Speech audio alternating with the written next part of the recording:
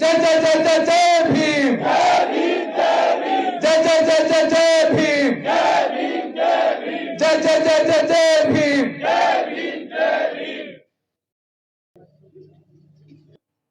हमारे जीवन में तरक्की खुशहाली क्यों नहीं है?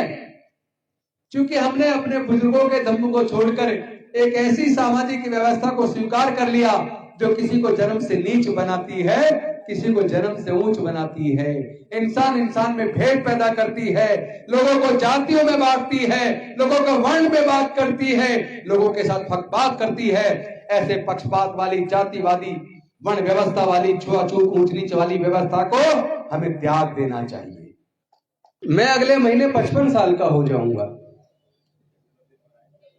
और जब मैं 15 साल से 20 साल की उम्र का था, मैं अगर उस दौर को याद करता हूं तो मैं ये देखता हूं कि सरकारी नौकरियों में हमारे हर कॉलोनी से, हर मोहल्ले से 10, 20, 50 लोग सरकारी नौकरियों में आ रहे थे और जिस कॉलोनी में जाते थे वहीं पे बच्चे बड़ी मात्रा में पढ़ने के प्रति बहुत उत्साह था। आज ऐसा क्या हो गया कि पूरे मोहल्ले में ढूंढना पड़ता है कि किसके बच्चे की सरकारी नौकरी लगी है। सरकारी नौकरियां लगनी बंद हो गई हैं और दुखद यह है कि किसी का इस तरफ ध्यान ही नहीं है। कई बार मैं सोचता हूं, हमारे लोग जमीनों के मालिक क्यों नहीं हैं? जो खेत की जमीन होती है,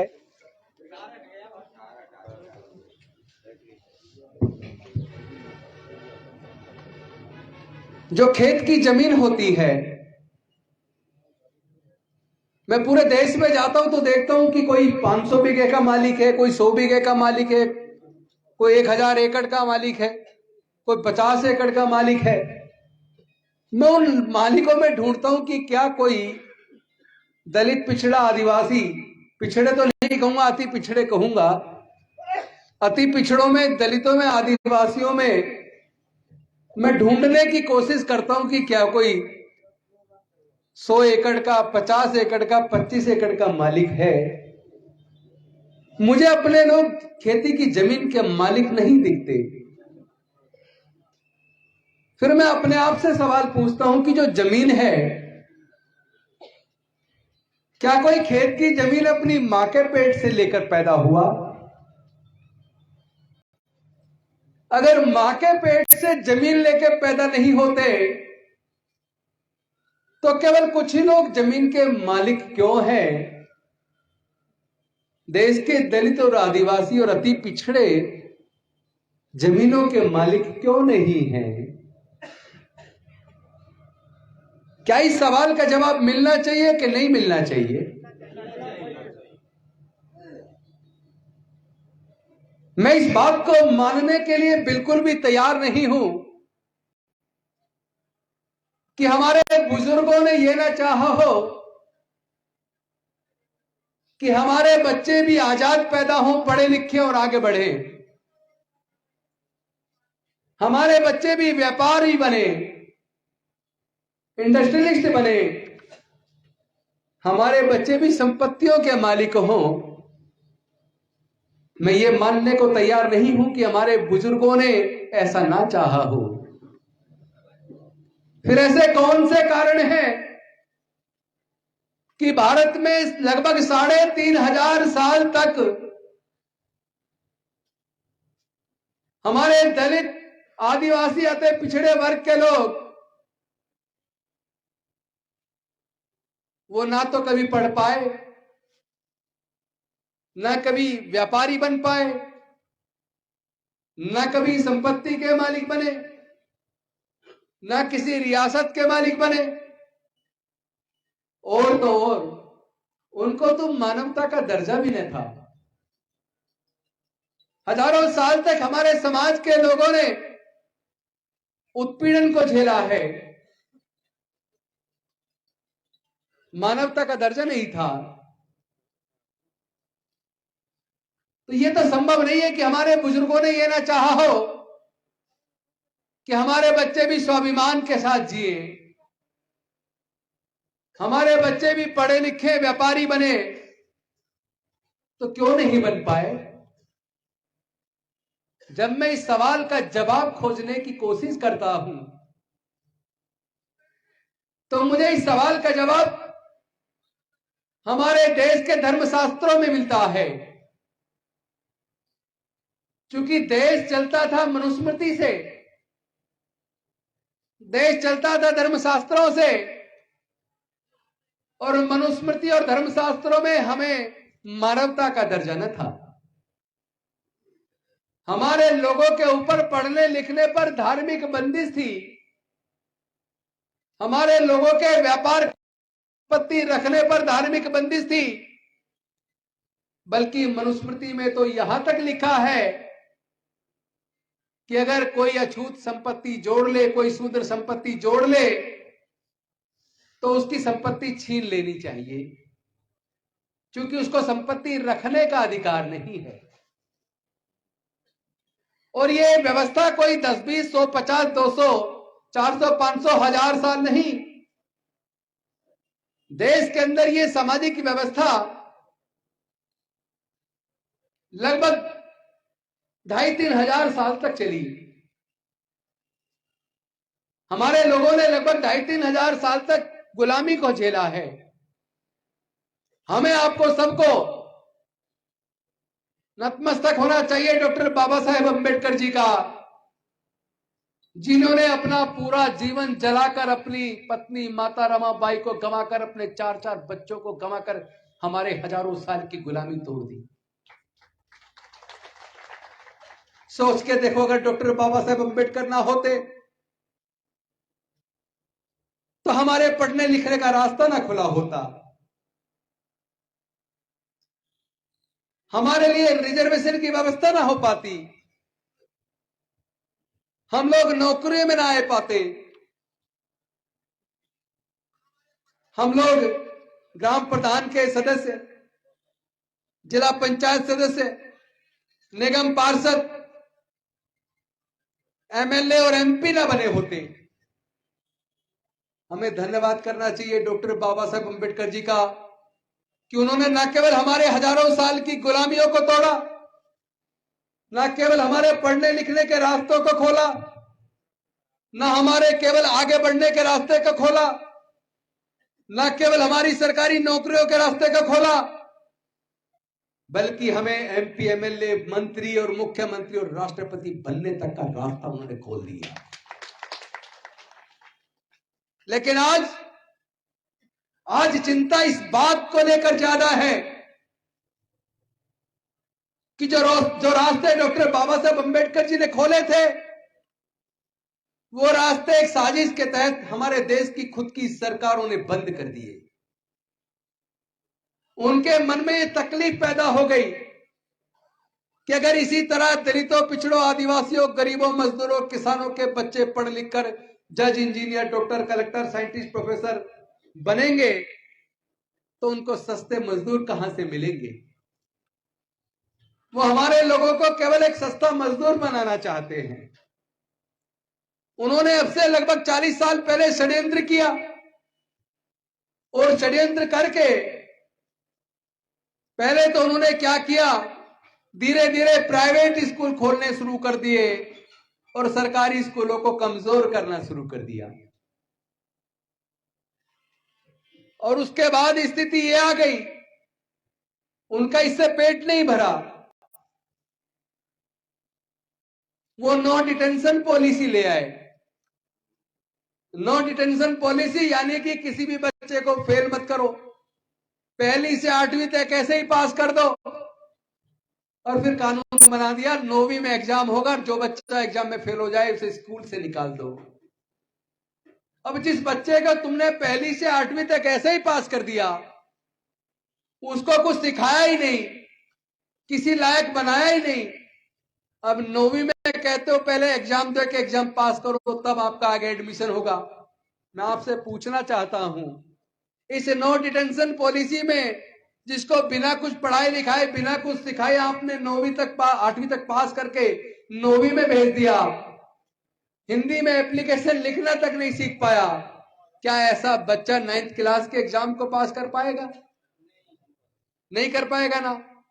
तो वो बच्चा 9वीं में जाके फेल होता है और उसके बाद उसे स्कूल से निकाल दिया जाता है। ये स्थिति पूरे देश के अंदर हमारी खुद सरकारों ने बनाई। किसी बच्चे ने ये डिमांड न की थी कि आप हमें ऐसे ही 8वीं तक पास कर दो।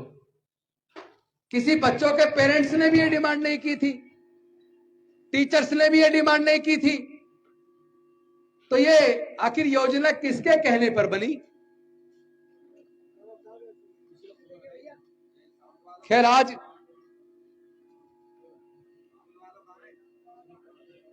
ये स्थिति भी मैं जो बता रहा हूं, कम से कम अब से 10 साल पहले। मैं आप सबसे पूछना चाहता हूं, बौद्ध संस्कृति के अंदर तो ना तो ऊंच है ना नीच है, ना कोई छोटा है ना बड़ा है, ना स्त्री पुरुष के अंदर कोई भेदभाव है, वहां तो सब बराबर हैं। तो हमारे पूर्वजों की जो सांस्कृतिक विरासत है वो इतनी रिच है कि जिसने भी उसको स्वीकार किया उसके जीवन में तरक्की आ गई, खुशहाली आ गई। हमारे जीवन में तरक्की खुशहाली क्यों नहीं है? क्योंकि हमने अपने बुजुर्गों के दम को छोड़कर एक ऐसी सामाजिक व्यवस्था को स्वीकार कर लिया जो किसी को जन्म से नीच बनाती है, किसी को जन्म से ऊंच बनाती है, इंसान में भेद पैदा करती है, लोगों को जातियों में बांटती है, लोगों को वर्ण में बात करती है, लोगों के साथ पक्षपात करती है। ऐसे पक्षपात वाली, जातिवादी, वर्ण व्यवस्था वाली, छुआछूत, ऊंच नीच वाली व्यवस्था को हमें त्याग देना चाहिए। और मैं आपसे पूछना चाहता हूं, अभी रास्ते में भी ये बात मैं कर रहा था, अगर आप अपने घर से निकले और चलते चलते अचानक आप रास्ता भटक जाए और उसके बाद आपकी याददाश्त भी चली जाए, तो क्या आप कभी अपने घर वापस जा सकते हो? नहीं जा सकते ना। लेकिन अगर अचानक आपकी याददाश्त वापस आ जाए, आपको अपने घर का रास्ता याद आ जाए, तो आप अपने घर जाओगे कि नहीं जाओगे? जाएंगे ना। तो क्या आज आपको पता लग गया आपके पूर्वज बौद्ध थे? अरे जब पता लग गया आपके पूर्वज बौद्ध थे, अब तो घर वापसी करो मेरे दोस्तों, अब तो वापस आ जाओ। अब किसका इंतजार कर रहे हो? आपको क्या जिल्लत की जिंदगी स्वीकार है? क्या आपको जिल्लत की जिंदगी स्वीकार है? क्या आपको जातिगत उत्पीड़न स्वीकार है? क्या आप इस बात को नहीं मानते जातिगत उत्पीड़न जाति की वजह से होता है? मानते ही नहीं मानते। अगर जाति सारी बीमारी का कारण है, तो आइए हम सब मिलकर इस जाति को खत्म करें। और जाति खत्म होती है बुद्ध के धम्म में आकर।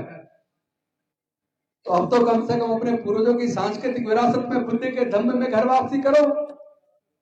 आपको सम्मान भी मिलेगा, स्वाभिमान का जीवन भी मिलेगा, आपको तरक्की भी मिलेगी, आप व्यापारी भी बनेंगे, शिक्षा पे भी आपका कब्जा होगा, संस्थानों पे भी आपका कब्जा होगा, फिर से आप हुक्मरान बनेंगे, फिर से आप भारत के शासक बनेंगे। हम शासक कौन है?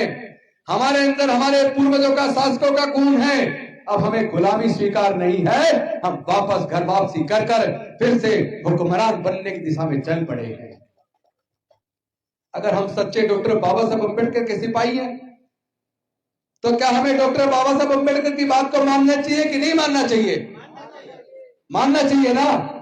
तो डॉक्टर बाबा साहब अम्बेडकर ने तो ये कहा था कि अब पूरा बहुजन समाज बौद्ध बनेगा, और उन्होंने कहा था मी भारत बौद्ध में करी, मैं भारत को बौद्ध में करूंगा, चूंकि भारत बौद्ध में था, हमारे पूर्वज बौद्ध थे। लेकिन अनफॉर्चुनेटली जिस दिन डॉक्टर बाबा साहब अम्बेडकर जी ने बौद्ध धर्म की दीक्षा ली 14 अक्टूबर 1956 को, उसके अगले दिन, जिस दिन उन्होंने नागपुर में दीक्षा ली, अगले दिन चंद्रपुर में दीक्षा दिलाई। लगभग 10 लाख लोगों को दीक्षा दिलाने के बाद फिर अकोला में दीक्षा दिलाई। उन्होंने कहा था कि मैं आने वाले 2-3 साल के अंदर पूरे भारत में अपने लोगों को बौद्ध बना दूंगा और एक दिन भारत बौद्ध में होगा। लेकिन दीक्षा के 1 महीने 22 दिन बाद डॉक्टर बाबा साहब अम्बेडकर हमारे बीच नहीं रहे, और वो डॉक्टर बाबा साहब अम्बेडकर का सपना भारत को बौद्ध में बनाने का सपना रह गया। क्या हम और आप डॉक्टर बाबा साहब अम्बेडकर की इतनी निकम्मा और नाकारा औलाद है कि हम डॉक्टर बाबा साहब अम्बेडकर का सपना पूरा ना कर सके? अरे जिन्होंने हमारे जीवन से अंधकार को दूर करके, गुलामी को दूर करके प्रकाश दे दिया, हमारे जीवन में विकास दे दिया, क्या हम डॉक्टर बाबा साहब अम्बेडकर के सच्चे सिपाही होने के नाते उनके सपनों को साकार करना चाहिए कि नहीं करना चाहिए? आप सब लोग तैयार हैं? जो तैयार है दोनों हाथ खड़े करेंगे। हम सब तैयार हैं तो मेरे साथ नारा लगाएंगे, जय जय जय जय जय भीम, जय जय जय जय जय भीम, जय जय जय जय जय भीम। साथियों, नौकरियां कहां चली गई? एक्चुअली भारत सरकार ने देखा कि ये दलित, पिछड़े, आदिवासी पढ़ लिख कर जज, engineer, doctor, collector, scientist, professor बनने लगे। अब हमें सस्ते मजदूर कहां से मिलेंगे? तो एक तरफ उन्होंने एजुकेशन को ठप कर दिया, सरकारी स्कूलों को कमजोर कर दिया, हायर एजुकेशन की फीस बढ़ा दी, और दूसरी तरफ भारत सरकार के सारे सार्वजनिक उपक्रम जो हर साल भारत सरकार को हजार करोड़ से भी ज्यादा दिया करते थे कमाकर, उन सारे सार्वजनिक उपक्रमों को उन्होंने घाटे में पहुंचाकर षड्यंत्र करके एक एक करके, चाहे इंडियन रेलवे बेच दिया, एयरपोर्ट बेच दिया, एयर इंडिया बेच दिया, पोस्टल डिपार्टमेंट ठप कर दिया, एमटीएनएल बेच दिया, बीएसएनएल बेच दिया, और उसके साथ साथ बैंक बेच दिए, इंश्योरेंस कंपनी बेच दी। एक एक करके भारत सरकार के सारे उपकरण बेच दिए, और जो बिक गया, प्राइवेट हो गया, हमारा रिजर्वेशन खत्म। रिजर्वेशन खत्म का मतलब आपकी नौकरियां खत्म। यानी सरकारों ने खुद षड्यंत्र रचा है बहुजन समाज के लोगों के साथ, ये धोखा किया है डॉक्टर बाबा साहब अम्बेडकर के साथ। हम बाबा साहब अम्बेडकर की शपथ लेते हैं, जब तक अपने समाज को न्याय न दिला दे हम चैन से बैठने वाले नहीं हैं। इसीलिए लोगों ने मेरे से सवाल किया था, गौतम जी आपने इस्तीफा क्यों दिया? मंत्री पद पे बने रहते तो समाज का भला होता। मैंने कहा कि मंत्री पद थोड़े बहुत लोगों की मदद कर पाता है, हमें तो देश की पूरी सत्ता चाहिए, अपने लोगों का हक और अधिकार चाहिए, अपने लोगों का स्वाभिमान का जीवन चाहिए। हमें और बहन बेटियों की इज्जत के साथ खिलवाड़ स्वीकार नहीं। अगर मुझे मंत्री पद की कुर्सी और एक तरफ हमारे समाज की इज्जत, आबरू, स्वाभिमान और डॉक्टर बाबा साहब अम्बेडकर का मिशन मूवमेंट, इन दोनों में से कोई एक चुनना हो, तो मैं अपने समाज की मान, सम्मान, इज्जत, स्वाभिमान और अपने हक अधिकार को चुनूंगा। मैं ऐसी हजारों कुर्सियों को ठोकर मारता हूं। यही सोच के मैंने मंत्री पद से त्याग पत्र दिया। अब मैं पूरे देश का भ्रमण करके पूरे बहुजन समाज को तैयार कर रहा हूं। राजनीति करने वाले लोग राजनीति करेंगे, हम लोग अपने समाज को इतना ताकतवर बनाएंगे कि कोई भी राजनीतिक पार्टी हमारे समाज की तरफ आंख उठा के ना देख पाए, कोई भी व्यक्ति, कोई भी जालिम हमारी बहन बेटी की इज्जत न उठ पाए, कोई भी जालिम हमारे भाई की मूंछ रखने पर हत्या न कर पाए, कोई भी जालिम घड़ा छूने पर हमारे बच्चे की हत्या न कर पाए। ऐसे करने वाले को ये डर पैदा होना चाहिए, अगर उन्होंने ऐसा कर दिया तो उनको हम निस्ते नाबूद कर देंगे, उनको मिट्टी में मिला देंगे। हम अपने समाज को तैयार कर रहे हैं, हम लड़ेंगे, हम लड़ेंगे, हम जीतेंगे। इसलिए मैं कहता हूं, जाति हमारी उत्पीड़न का कारण है, इसलिए जाति छोड़ो समाज छोड़ो, जाति छोड़ो समाज छोड़ो, जाति छोड़ो समाज छोड़ो। बौद्ध धर्म की क्या पहचान? बौद्ध धर्म की क्या पहचान?